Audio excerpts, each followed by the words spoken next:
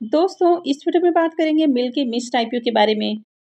तो चलिए जानते हैं कि कंपनी क्या काम करती है, इसका फाइनेंशियल कैसा है और ग्रे मार्केट में इसका प्रीमियम किस प्राइस के ऊपर ट्रेड कर रहा है। इस आईपीओ में अप्लाई करना चाहिए या फिर नहीं करना चाहिए। वैसे वीडियो शुरू करने से पहले मैं बता दूं, वीडियो सिर्फ और सिर्फ एजुकेशन और इन्फॉर्मेशन के पॉइंट ऑफ व्यू से बनाई जा रही है। तो कहीं भी इन्वेस्टमेंट से पहले अपनी खुद की एनालिसिस करें और अपने फाइनेंशियल एडवाइजर से कंसल्ट करने के बाद ही कोई भी डिसीजन लें। सबसे पहले शुरुआत कर लेते हैं आईपीओ के डिटेल से। तो आईपीओ 11 अगस्त से ओपन होने वाला है और ये 13 अगस्त को क्लोज होगा। लिस्टिंग डेट 18 अगस्त है। फेस वैल्यू ₹2 पर शेयर है। बुकिंग प्राइस 140 है और आईपीओ में 107 शेयर्स का लॉट है। आईपीओ के साइज को देखें तो आईपीओ 1553 करोड़ का है। इसमें 1428 करोड़ का फ्रेश इशू और 125 करोड़ का ऑफर फॉर सेल है। इस आईपीओ में एम्प्लॉइज के लिए ₹13 पर शेयर का डिस्काउंट दिया गया है। ये मेन बोर्ड आईपीओ है। कंपनी बीएससी और एनएससी के ऊपर लिस्ट होने वाली है।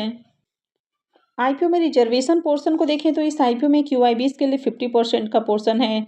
रिटेलर्स के लिए 35% और एचएनआईज के लिए 15% का पोर्शन रखा गया है। लॉट साइज को देखें तो इसमें 107 शेयर्स का लॉट है। एक लॉट के ऊपर मिनिमम इन्वेस्टमेंट ₹14,980 है। कंपनी के बिजनेस को देखें तो ये कंपनी 2014 में इनकॉर्पोरेट हुई है। तो कंपनी को काम करते हुए करीब 12 सालों का अनुभव है। जैसा कि इस कंपनी के नाम से इसके बिजनेस का आइडिया हो जाता है कि company dairy food product sale करती है और इंडिया के अंदर ये एक fastest growing packet food company है। कंपनी डेयरी प्रोडक्ट सेल करती है तो इसमें cheese, paneer, butter, curd, ghee, yoghurt, ice cream, ready to eat food, ready to cook food और इसके अलावा कंपनी चॉकलेट्स भी सेल करती है। कंपनी का फ्लैगशिप ब्रांड है मिल्की मिस्ट। इसके अलावा कंपनी के कई सारे सब ब्रांड्स भी हैं, जैसे कि ये स्मार्ट सेप, कैपिला, मिस्टी लाइट, ब्रियास और असल। तो डेयरी फूड वाली ये जो कंपनी है ये काफ़ी पॉपुलर कंपनी है। हो सकता है कि आपने भी इसके प्रोडक्ट जरूर यूज किए होंगे। ये company farm to consumer business model के ऊपर काम करती है, यानी कि डायरेक्ट कंपनी दूध किसानों से बाई करती है और उसको प्रोसेस करके अलग अलग जो डेयरी प्रोडक्ट है वो बनाकर सेल करने का काम करती है। कंपनी का खुद का कोल्ड चैनल लॉजिस्टिक और साथ ही मल्टी चैनल डिस्ट्रीब्यूशन सिस्टम भी है, जिसके थ्रू कंपनी पूरे इंडिया के अंदर अपना बिजनेस करती है। इस कंपनी में एडवांस मैन्युफैक्चरिंग इंफ्रास्ट्रक्चर है, टेक्नोलॉजी ड्रिवन प्रोसेस है, साथ ही इनके पास एक्सपीरियंस मैनेजमेंट भी है। इसके थ्रू कंपनी का जो बिजनेस है वो लगातार ग्रो कर रहा है। कंपनी में 1317 अभी परमानेंट एम्प्लॉइज हैं, जो कि manufacturing, sales, marketing, quality control, milk collection operations, यानी कि जो अलग अलग डिपार्टमेंट है इसमें काम कर रहे हैं। तो बिजनेस को देखा जाए तो कंपनी का बिजनेस काफ़ी अच्छा है। इंडिया में एक fastest growing package food company है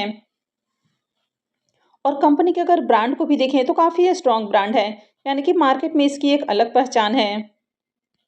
कंपनी के अगर फाइनेंशियल को देखें तो यहाँ पर कंपनी ने 3 सालों का फाइनेंशियल पेश किया है, जिसमें फाइनेंशियल 24, 25 और 26 का कंप्लीट फाइनेंशियल है। एसेट को देखें तो फाइनेंशियल 24 में कंपनी का एसेट 1606 करोड़ है, 25 में 2150 करोड़ और 26 में 2676 करोड़ का एसेट है। इनकम को देखें तो फाइनेंशियल 24 में 1826 करोड़ का इनकम है, 25 में बढ़ के 2354 करोड़ और 26 में 3145 करोड़ का इसका इनकम हो चुका है। तो साल दर साल इसका इनकम भी बढ़ा है। फाइनेंशियल 24 में कंपनी के अगर प्रॉफिट को देखें तो 19 करोड़ का प्रॉफिट है, 25 में बढ़ के 46 करोड़ और फाइनेंशियल 26 में ये 127 करोड़ का हो चुका है। फाइनेंशियल 25 से 26 के बीच में कंपनी का जो प्रॉफिट है वो 176% इंक्रीज हुआ है। तो प्रॉफिट के अंदर शानदार उछाल देखने को मिला है। ईबिटा को देखें तो फाइनेंशियल 24 में 222 करोड़ का ईबिटा है, 25 में 310 करोड़ और 26 में 435 करोड़ का ईबिटा है। नेटवर्थ को देखें तो फाइनेंशियल 24 में 197 करोड़ का नेटवर्थ है, 25 में 242 करोड़ और 26 में 378 करोड़ का नेटवर्थ है। तो नेटवर्थ भी इंक्रीज हुआ है। रिजर्व को देखें तो फाइनेंशियल 24 के मुकाबले 25 में इसका रिजर्व डाउन है, लेकिन 26 में रिजर्व बढ़ा है और कंपनी के पास अभी 333 करोड़ का रिजर्व है। वैसे अगर कर्ज को देखें तो इसका कर्ज पहले से इंक्रीज हुआ है और अभी कंपनी के ऊपर 1671 करोड़ का कर्ज है। तो कंपनी के ऊपर कर्ज ज़्यादा है। वैसे यहाँ पर कंपनी आईपीओ से जो फंड रेज करने वाली है उसमें से 496 करोड़ से ज़्यादा कर्ज के भुगतान के ऊपर खर्च करेगी, तो आगे इसका कर्ज थोड़ा कम हो जाएगा। लेकिन कंपनी के ऊपर कर्ज बहुत ज़्यादा है तो ये इसमें एक बड़ा नेगेटिव है। तो कर्ज को छोड़कर बाकी के फाइनेंशियल तो बढ़िया है, लेकिन ये इसमें एक बहुत बड़ा नेगेटिव है कि कंपनी के ऊपर कर्ज बहुत ज़्यादा है। इसका जो डेट टू इक्विटी रेशियो है वो 3 से भी एबव है। इसके केपीआई को देखें तो इसका रिटर्न ऑन इक्विटी 32 से एबव है, तो ये बढ़िया है। रिटर्न ऑन कैपिटल एम्प्लॉयड 11.73% है, तो ये थोड़ा लो है। डेट टू इक्विटी रेशियो इसका 3.61 का है, तो कंपनी के ऊपर कर्ज बहुत ज़्यादा है। हालांकि आगे इसका जो डेट टू इक्विटी रेशियो है वो थोड़ा कम हो जाएगा। रिटर्न ऑन नेटवर्थ इसका 33.60% है, तो ये भी बढ़िया है। पैट मार्जिन 4.05 का है, तो पैट मार्जिन इसका लो है। ईबिटा मार्जिन 13.87% है, तो ईबिटा मार्जिन भी ठीक ठाक है। नेट इसका 5.87 का है, तो ये भी लो है। ईपीएस इसका 1.90 का है, तो काफ़ी लो ईपीएस है। कंपनी का मार्केट कैप 10,777 करोड़ का है, यानी कि मिड कैप साइज की कंपनी है। फिलहाल इसका पी मेंशन नहीं किया गया है, तो इसको अभी इसकी लिस्टेड पीयर कंपनियों से कंपेयर नहीं किया जा सकता है।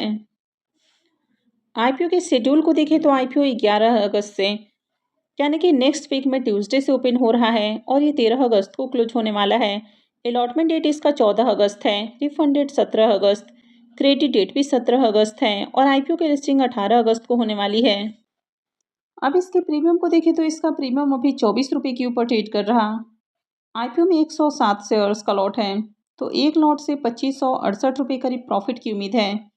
इसके प्रीमियम को देखें तो इसका प्रीमियम 17% के ऊपर ट्रेड कर रहा है, तो डिसेंट प्रीमियम है।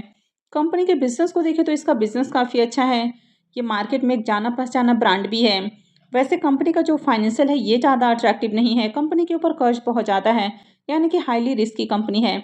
वैसे यहाँ पर कंपनी आईपीओ से जो फंड रेज करने वाली है तो उसमें से कुछ पैसा कर्ज के भुगतान के लिए भी खर्च करेगी, लेकिन उसके बावजूद भी कंपनी का कर्ज ज़्यादा कम नहीं होगा, तो आगे भी कंपनी हेवी डेट में ही रहने वाली है।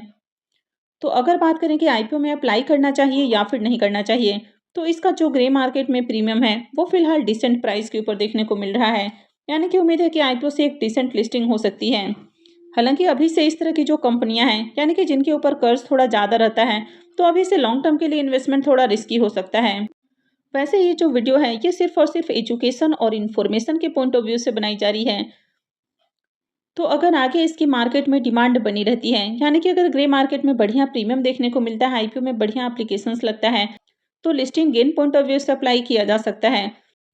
लेकिन अगर आपको कंपनी अच्छी लगती है, अगर आप लॉन्ग टर्म के लिए इन्वेस्टमेंट करना चाहते हैं, तो पहले कंपनी को मार्केट में लिस्ट होने दें।